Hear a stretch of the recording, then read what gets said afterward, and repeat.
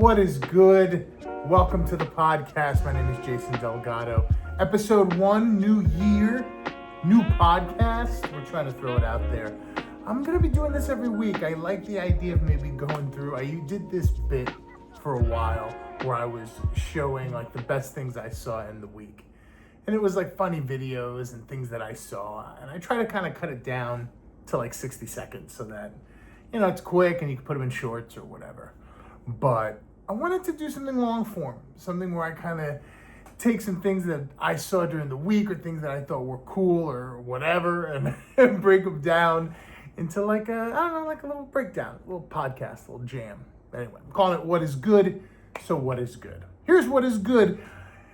Kind of not good, maybe. I don't know. So like, honestly, just going through topics that just came up this week. The first thing is that Venezuela situation.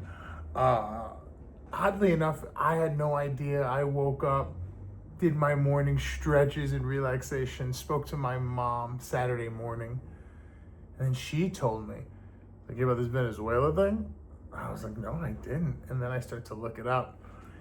The tall and short of, if you don't know, or don't care to know, or want to know what I think it is, like, I think the situation is this.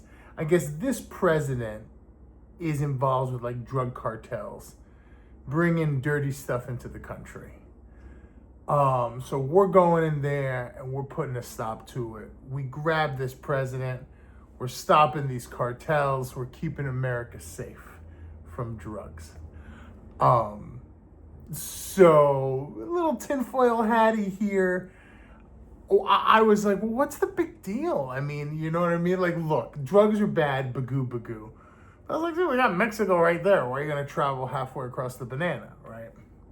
And then I find out that Venezuela has more oil than the Middle East. It is the largest, maybe second largest. So I think it's like the Middle East or part of the Middle East, and then Venezuela. And Venezuela's got more oil than all those other parts of the Middle East. It's got the second largest depository of oil in the world. I don't get it. I feel like, why don't we know? Why isn't everybody in Venezuela? Why isn't Venezuela Dubai? That's what I'm thinking, right? But I guess it's got all this oil, but it's also got all these drug cartels who are like, yo, bro, we're busy making blow and stuff. We don't want you guys here. And so they can't get regulations and yada, yada, yada. So I think we're going there to make moves on the oil, like a little Iraqi banana. I'm from the old school. I was around during the Gulf War. Apparently we're not at war with Venezuela, but this is a layup, dude. You go in, you pull the president out, and you be like, hey, drugs are bad. But while we're here, why don't we clean up some of this oil situation? Get everybody a little bit guacked up, you know what I mean? Look, if they lower the prices of oil, this is all good. This is what is good.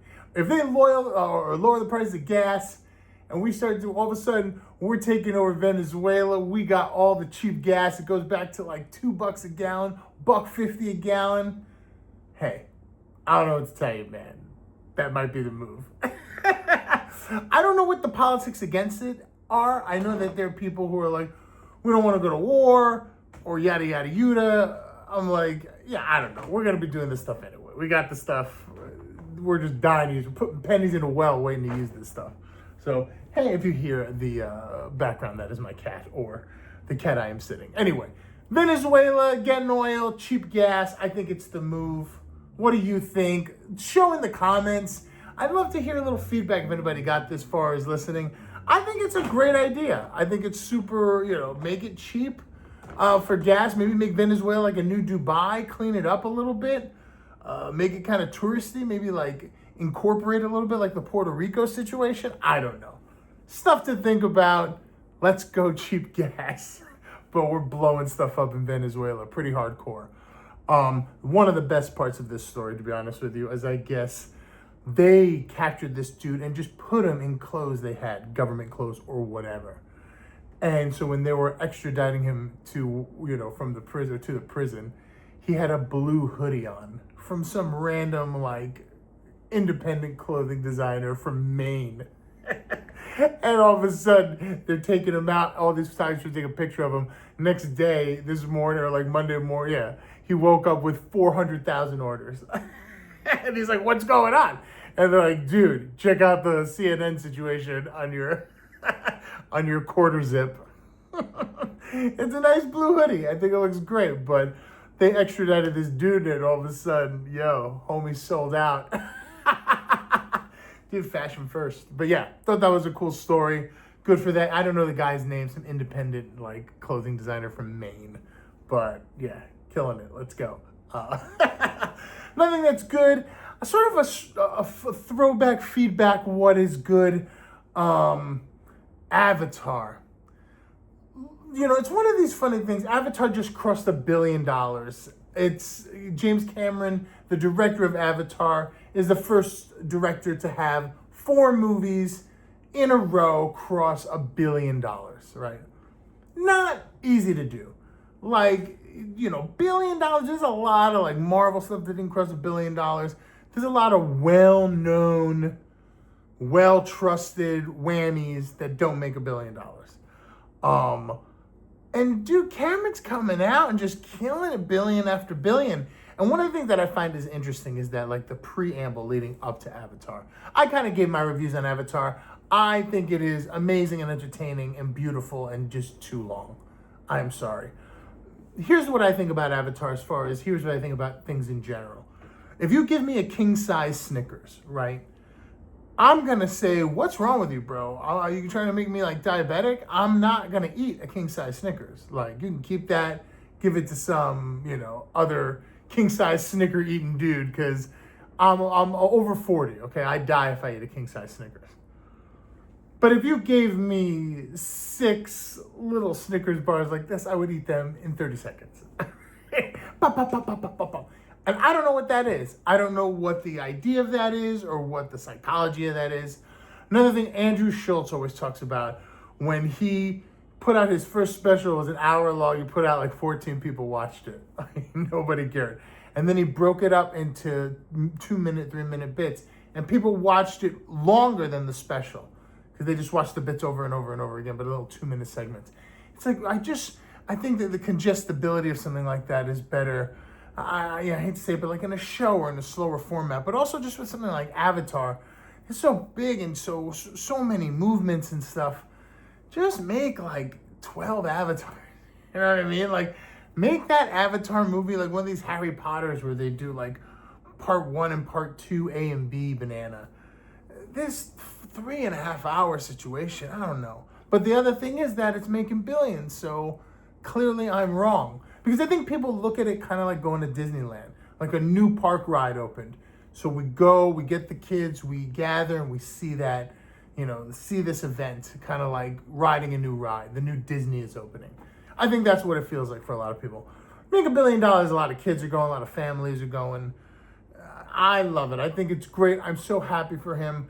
And just the thing that's good about it is that, look, you know, independent, you know, or a brand new IP. You know what I mean? Something, it's not like based on Spider-Man or Superman or any of this stuff. It's a brand new, crazy, wild, out of the box sort of sci-fi idea with this Avatar with the blue people and the fire ash people. And that chick is so awesome, that one like volcano chick.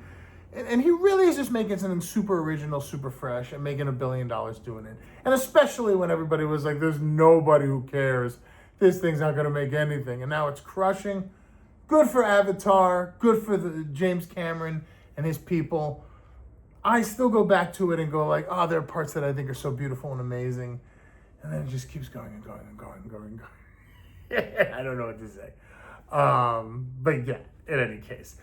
Last part of the podcast pajama of what is good is sort of like the best thing I saw last week.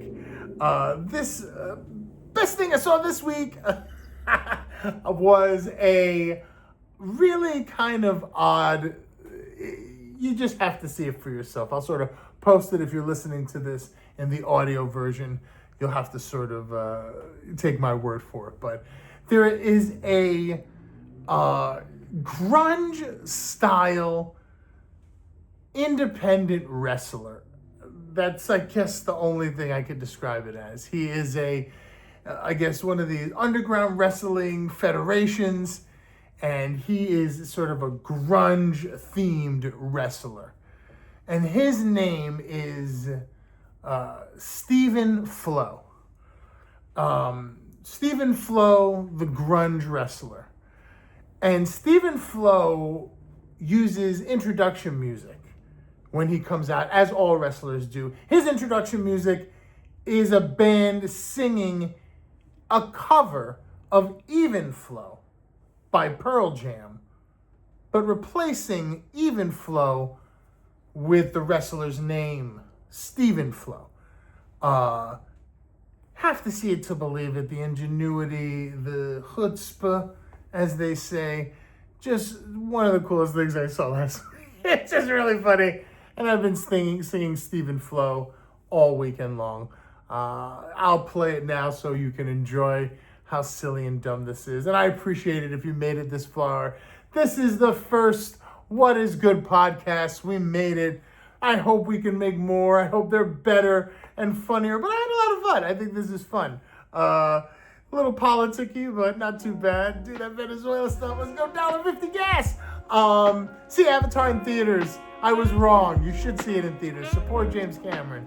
And yeah, Stephen Flow. Super awesome. Anyway, this is the What Is Good podcast. My name is Jason Delgado. Thank you for watching. See you on the next one. Yeah, Stephen is somewhere.